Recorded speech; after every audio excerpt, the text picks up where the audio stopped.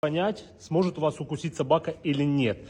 Смотрите, легко и просто это можно понять. Берем вот так вот, залазим ей в рот, смотрим. Если есть хоть один зуб у собаки, то она вас сможет укусить. И игрушки с этим плохо, понятно?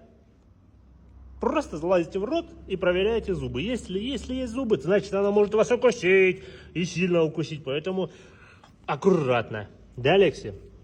Аккуратно скажите. Могу вас укусить. Вот так вот. Вот так вот.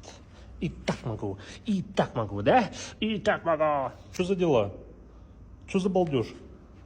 Что за балдеж такой? Ты стесняешься? Тебе стыдно? Тебе стыдно? А, тебе ничего не стыдно. Не стыдно.